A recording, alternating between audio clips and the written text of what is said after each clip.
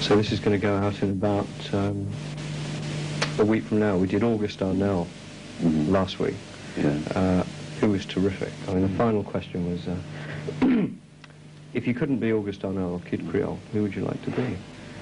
And he said, good question. I'd like to be a woman. So, I said, well, what do you mean? And he said, well, women are just one rung up from Negroes in the ladder of society. And he said, I'd really like to see life from a woman's perspective, which was terrific. I mean, he was a really good interview. Going to close up now. Okay. I'm afraid it's going to get rather hot. Okay. What are the questions? Oh, the questions and the atmosphere, I think. How was Glastonbury? It was quite strange. It's not something that, quite honestly, I'd like to relive. It wasn't the best of our performances, and there was some animosity from certain sectors of the crowd. From the bulk of the crowd, there wasn't. It was very successful. But it is really quite strange when you're singing to people who quite obviously do not like you, which obviously doesn't happen in events which are solely Smith's events. But when you're playing festivals where there are people there to see other groups, it's quite tricky. And that's how Glastonbury turned out for us. Why did you do Glastonbury? Because it seemed a strange event for the Smiths to do. Yeah, I didn't really know that much about Glastonbury, really, before we did it. And it sounded a very attractive prospect several months ago. And I'm sure for many groups it really is, but I don't think the Smiths worked at Glastonbury. I'm not exactly sure why, perhaps because we built up our following in smaller clubs, and now we've advanced to larger halls, and we were very much a live group, and it was always very intimate and very personal, which was something we couldn't capture at Glastonbury. Do you prefer sort of one-off concerts then to touring? Well, we played persistently for almost 14 months, and we haven't stopped at any point. So I haven't been able to sit back from that situation and say, well, what do I prefer? Because we've always just plundered on, and everything, almost everything we've done has been incredibly successful. Out of the last year or so, we've only really had quite a few appearances that just didn't work. Well, I'd like to talk a bit now about your background. How old are you? I'm 25. 25, so you were then running the fan club for the New York Dolls, who spawned 1,000 punk rock bands. Yeah. When you were, what, 15? Quite young, yes, 15. How did you get involved in that? Well, there was really nothing else to do. I was really quite dedicated to the Dolls, and I just had some degree of ambition at that age, which, I mean, people consider it to be quite young to be doing such a thing, but I never really did. It was really quite good for a while, but suddenly, one day, it's really quite strange because I was so fanatical about the Dolls to an almost unhealthy obsession, and then one day, I just simply woke up and suddenly it didn't mean a thing to me, which was quite frightening. I mean, for me now to look back upon records from a particular period, which were the sole reason why I existed, and to listen to these records today and I hear nothing, is really quite strange. What is your background? What was your background? I mean, what did your parents do? I come from a working class background, nothing very sensational and nothing immensely interesting. I have one older sister. We've always lived in Manchester, where I was born, and I've never really worked, and I've never really had done anything remotely interesting until the Smiths. So I have really quite an uninteresting background. What did your parents do?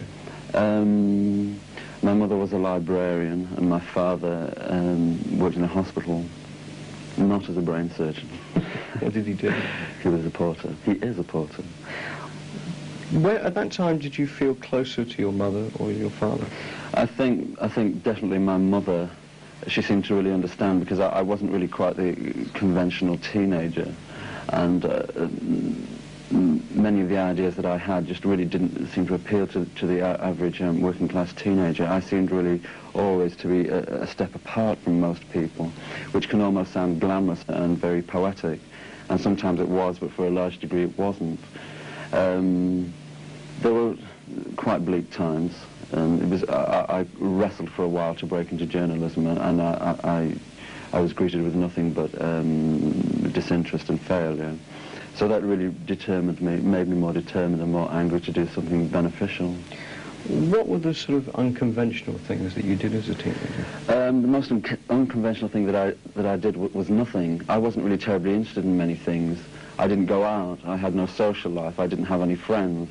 I just really sat in for years and years and years reading, which of course is quite perverse. Certainly when one lives in a working class environment, it's totally, it's an illness. And did your parents object to your lifestyle? I think they worried slightly. They did worry to a certain degree.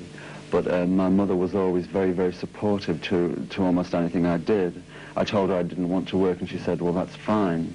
Even at a time when we financially needed it. I told her that I wanted to go away, and she would let me.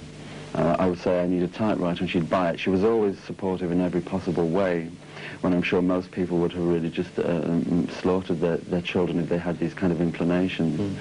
But she was incredibly supportive, and I think it was entirely because of her that I survived to be in the Smiths. Did you make a conscious decision to be different? I think, in a way, yes, but in a way that's much more important. I don't really remember making any decisions. I mean, just something I really plundered into. To a large degree, we really don't decide how our destinies unfold. But to a very small degree, of course I did. I did decide that I wouldn't engage in certain things, and I wouldn't swim with the tide, as it were. And these are really quite difficult things to do, and difficult decisions to make.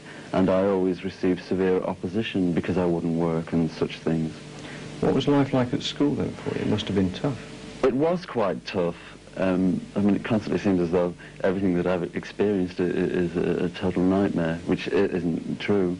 Yes, it was quite tough because I went to a very threadbare school, a very a school which it ultimately got some global attention for being the most brutal school in the country, capital punishment. You virtually didn't have to do a thing to be persistently whipped. Did you get beaten? For some obscure reason, I always avoided it. I always thought they considered me far too delicate to be caned. I constantly thought that they presumed that if they hit me, that I'd just disappear. But it was really quite an absurd school. And working class, the only thing that you could possibly do was woodwork. And obviously, when you left school, you would, go into a factory or something. There was no question of being artistic or of reading books or of thinking about anything specific. I remember at one point, one instance, all the pupils were asked to write about their favourite book. And I wrote about the dictionary. And I remember I was virtually expelled for being so obstreperous and perverse.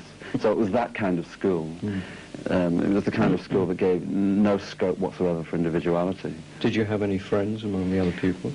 I did. I must say that I did. I did seem to attract the more obscure